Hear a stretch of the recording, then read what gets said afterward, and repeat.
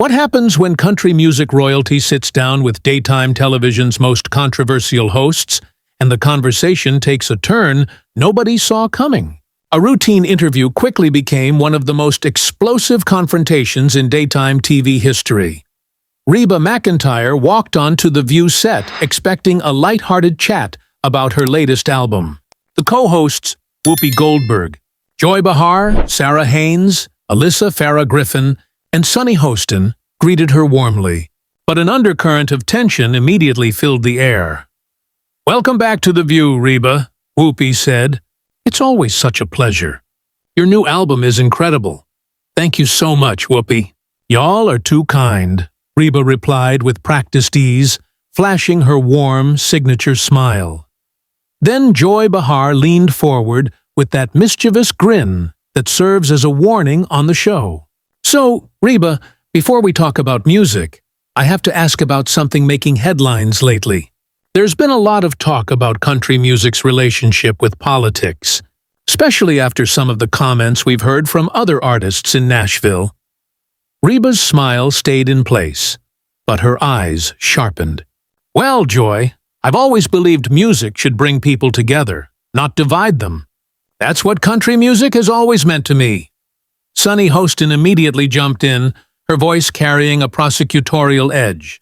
"But surely you have opinions about what's happening in our country right now.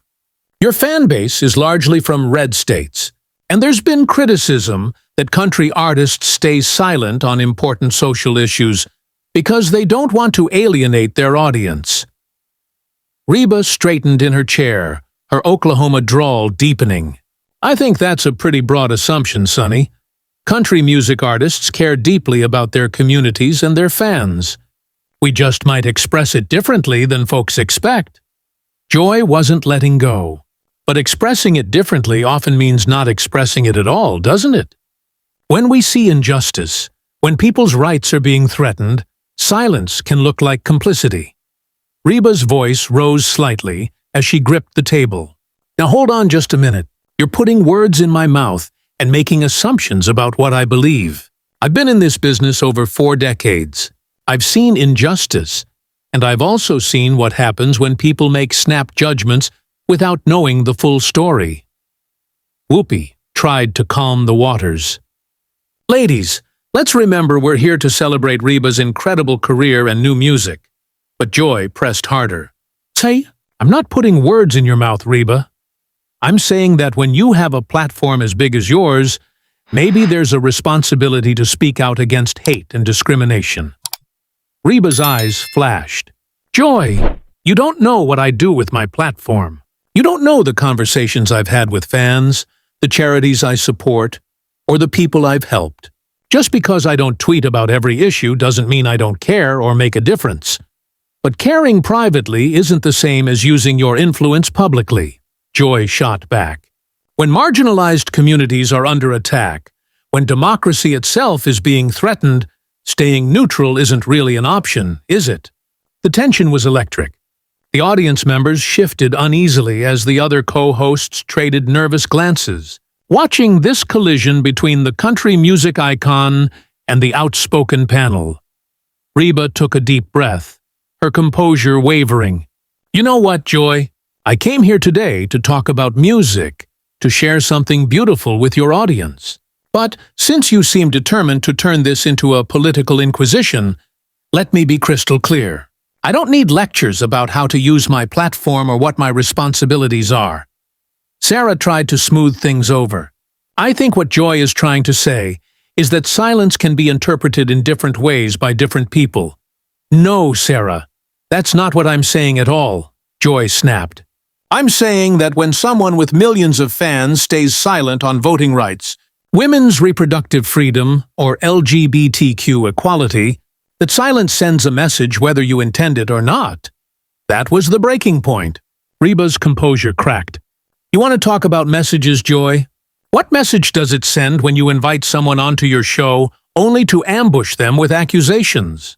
What message does it send when you act like anyone who doesn't share your exact political views is somehow morally deficient?" "I'm not ambushing you," Joy protested. I'm asking legitimate questions about the role of public figures in our democracy." "No, you're not," Reba fired back, her voice hard as steel. "You're lecturing me like I'm some naive little country girl who doesn't understand the world around her." Reba's voice was firm and unwavering. "Well, let me tell you something, Joy Behar. I've been through more real adversity than most people see in a lifetime. I've lost people I love, I've fought battles you couldn't imagine, and I've earned every bit of success I have through hard work and by treating people with respect." Whoopi tried again to regain control. "Okay, let's all take a breath here." But Joy wasn't backing down. "And I respect all of that, Reba. I really do. But respect works both ways. When your fans include people who might be voting against their own interests because they believe their favorite country star shares their views, doesn't that create some responsibility for clarity?"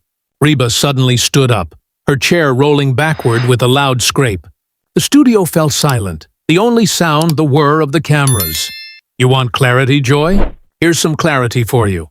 I don't owe you or anyone else a detailed breakdown of my political beliefs just because you think my fans are too stupid to think for themselves." The audience gasped audibly. Sunny looked like she wanted to crawl under the table.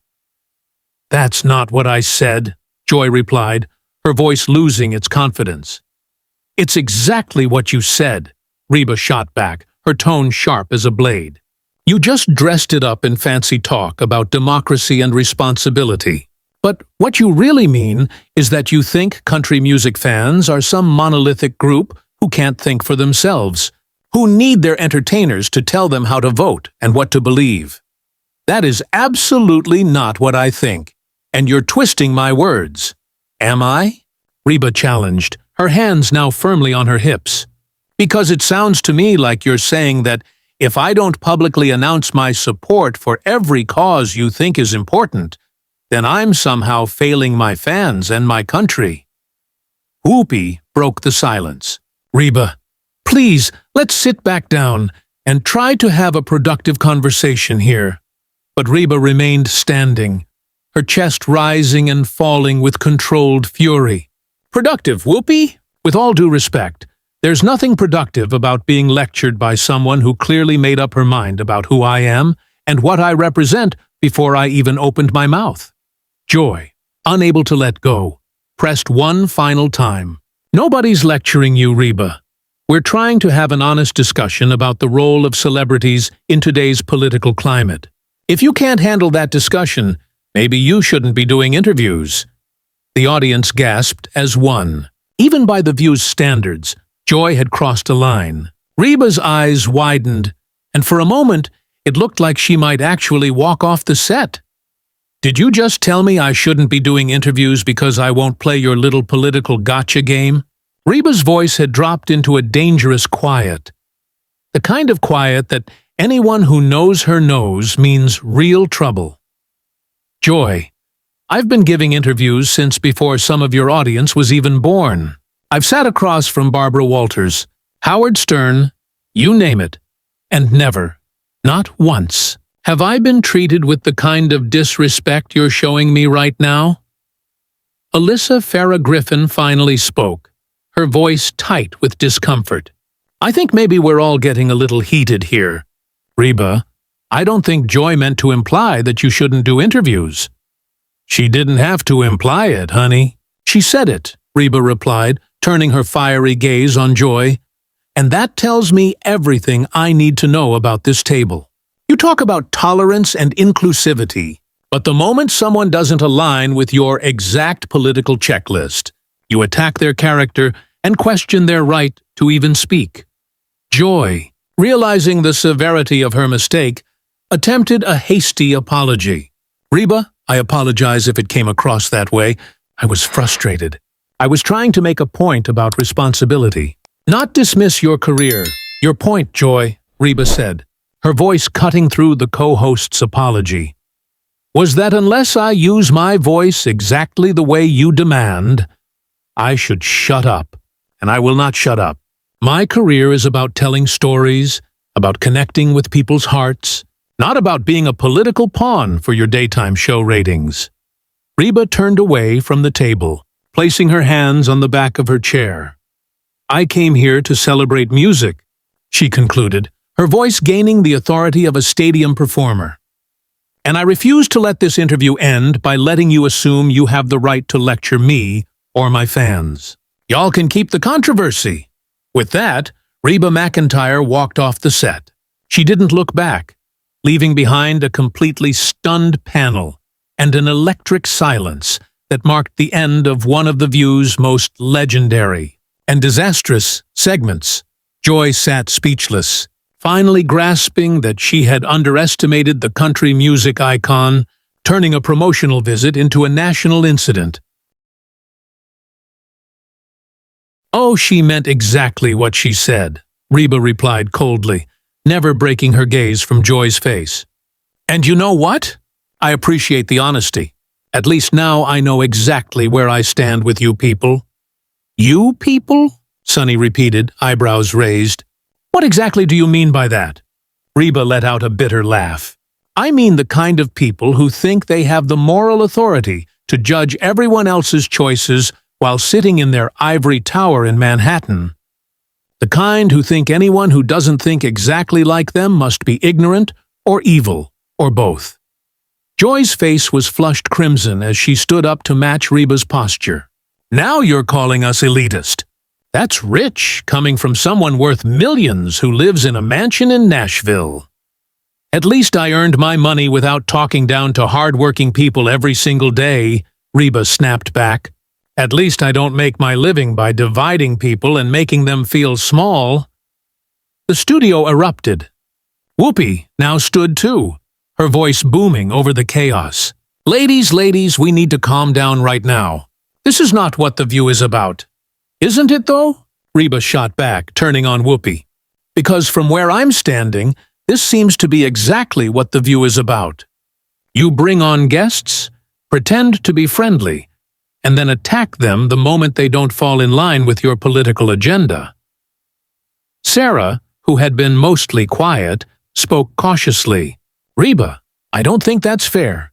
We've had guests from all walks of life and political perspectives. Have you really?" Reba challenged. "Or have you had guests you could either celebrate for agreeing with you or tear down for disagreeing? Because I'm starting to think those are the only two options here." Joy, who had been silently fuming, suddenly snapped. "You know what your problem is, Reba? Your problem is that you're used to everyone in your little Nashville bubble telling you how wonderful you are. You can't handle anyone challenging you on anything." The words hung in the air like a bomb. Reba's expression shifted. Shock, hurt, then pure fury. When she finally spoke, her voice was low and controlled, the kind of tone that silences even the loudest room. "My little Nashville bubble, huh? Joy, you want to talk about bubbles? You want to talk about being challenged? Let's talk." "Let me tell you about challenges," Reba began, her voice steady but charged with emotion. "I've been divorced. I've lost a child. I've had my heart broken more times than I can count. And I've had to rebuild my life from scratch more than once. I've been criticized, scrutinized, and judged by everyone, from music critics to gossip columnists, to people like you who think they know my story." The studio was completely silent. You sit here in your safe little TV studio, surrounded by people who agree with everything you say, making jokes about people you've never met, and passing judgment on lives you've never lived. And you have the audacity to talk to me about bubbles.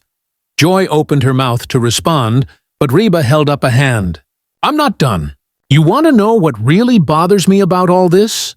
It's not that you disagree with me about politics. People can disagree about politics and still respect each other. What bothers me is that you think disagreement gives you the right to be cruel. You think it gives you the right to attack someone's character, to make assumptions about their fans, to question their integrity." Whoopi tried once more to intervene. "Reba, I think there might be some misunderstanding here." "No, Whoopi. There's no misunderstanding. This is crystal clear. I came here today as a professional courtesy to promote my work and hopefully entertain your audience.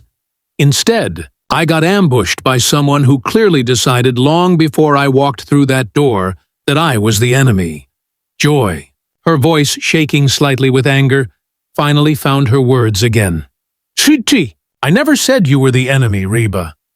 But I also didn't say I was going to pretend that staying silent on important issues is admirable just to make you comfortable. And there it is, Reba said, pointing directly at Joy.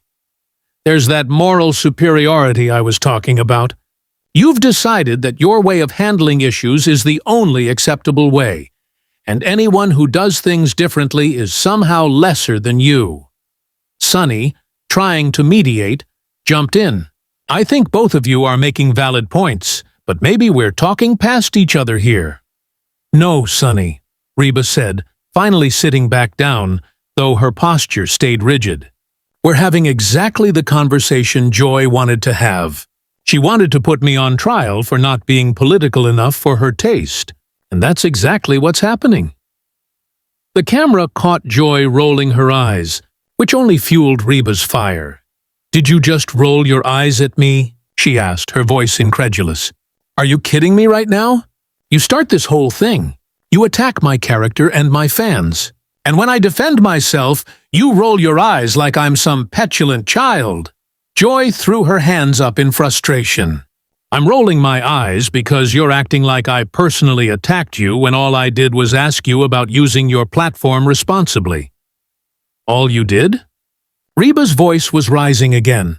All you did was question my integrity, insult my fans, and lecture me about my moral obligations. If that's your idea of just asking a question, then I'd hate to see what you consider a real attack. Alyssa made another attempt to find middle ground. Maybe we can all agree that there are different ways to make a positive impact in the world.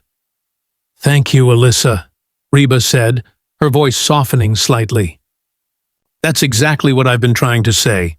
But apparently, some people think their way is the only way, and everyone else is just wrong or cowardly, or both. Joy pressed on.